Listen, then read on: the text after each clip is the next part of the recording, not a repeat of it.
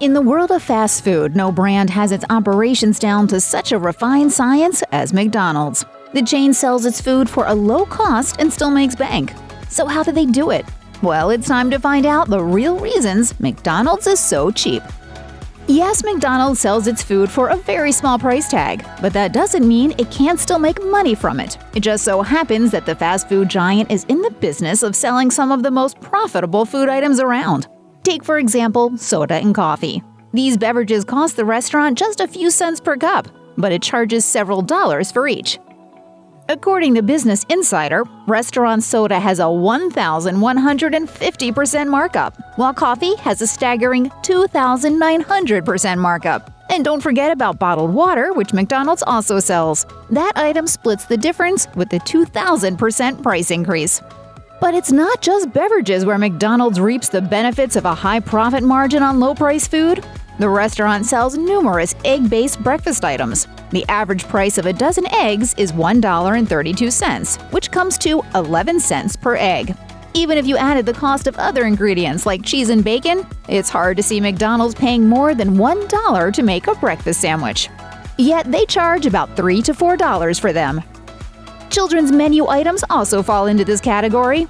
Kids eat smaller portions of meals with fewer ingredients, which means these meals cost the restaurant less. This helps increase profit margins. Therefore, McDonald's can once again charge cheap prices for these meals and still make money from them. As anyone with a Costco membership will tell you, buying in bulk can save you a serious amount of money. Now, instead of buying food for one household, imagine buying for thousands of locations, and you'll begin to understand just how little McDonald's has to pay for ingredients compared to everyone else. In fact, McDonald's is the world's largest buyer of beef, pork, potatoes, lettuce, and tomatoes. They're also the second largest purchaser of chicken behind only KFC. Needless to say, the phrase buying in bulk takes on a new meaning with the fast food corporation. Because McDonald's buys so much food, any supplier would want their business. Therefore, these businesses offer the fast food giant steep discounts on products. They are essentially buying the ingredients they need at wholesale prices. McDonald's can then turn around and pass on these savings to the customer, resulting in some very inexpensive food. Not only does McDonald's get steep discounts on their ingredients, they also source ingredients that are cheap to begin with. Take McDonald's eggs, for example.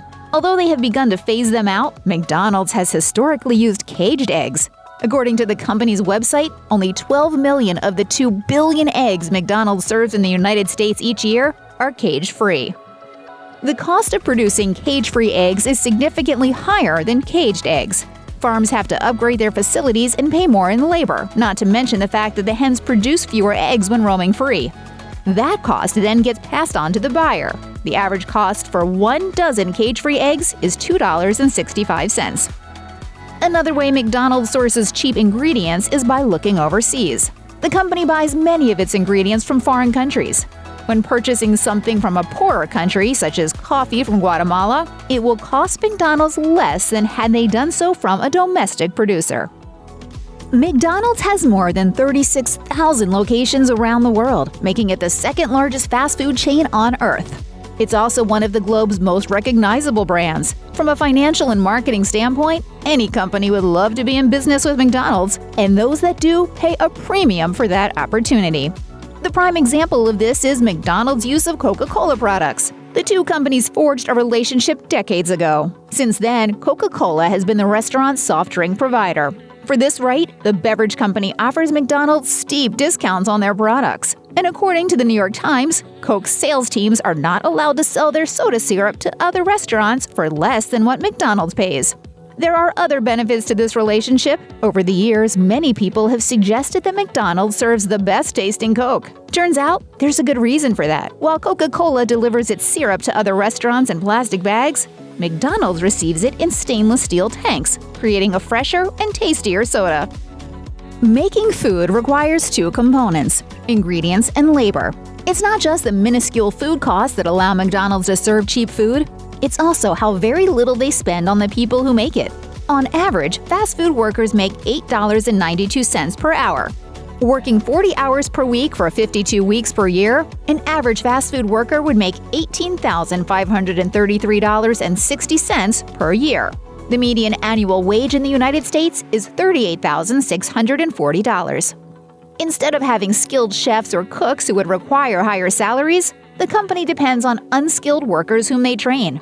But paying minimum wage or slightly above it seems to be too big a price for McDonald's. Over the past several years, McDonald's has begun to integrate self-service ordering kiosks in their restaurants. These digital ordering platforms obviously do not require a salary, therefore they'll eliminate some fast food jobs while further reducing expenses for McDonald's. Even with a high profit margin, McDonald's likely would not be able to make ends meet making $1 or $2 on an item if they were only selling a limited amount. The complementary component that allows McDonald's to sell cheap is scale. Simply put, McDonald's makes its money by selling a lot of cheap food. A business can make more money by lowering the price of an item if the increase in demand is greater than the decrease in price.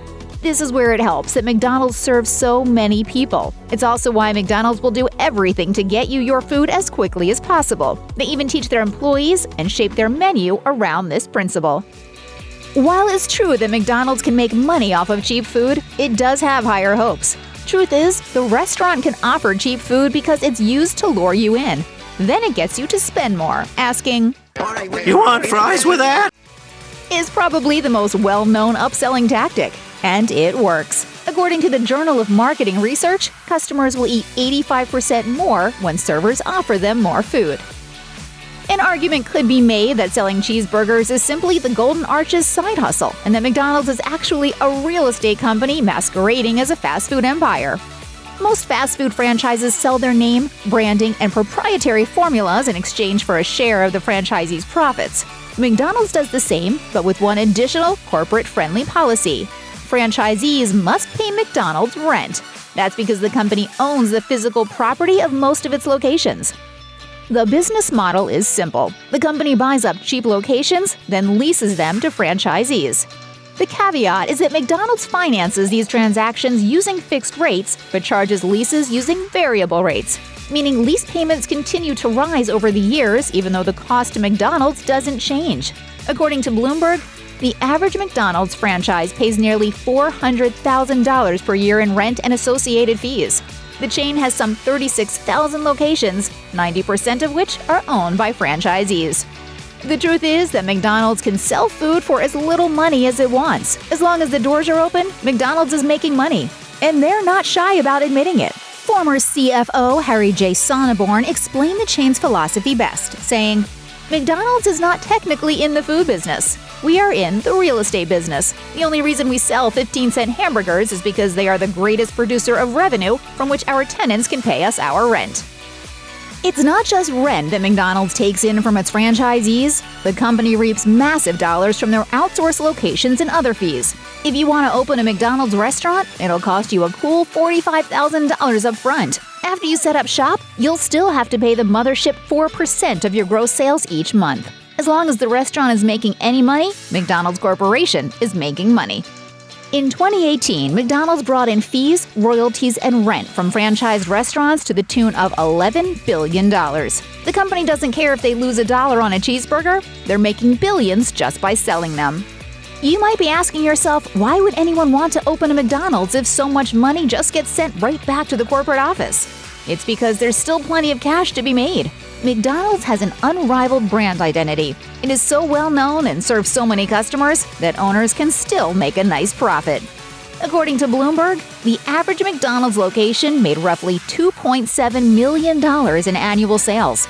After all the costs, expenses, fees, and rent, each franchise had a total operating income just north of $150,000. Not a bad payday. Check out one of our newest videos right here. Plus, even more mashed videos about your favorite stuff are coming soon. Subscribe to our YouTube channel and hit the bell so you don't miss a single one.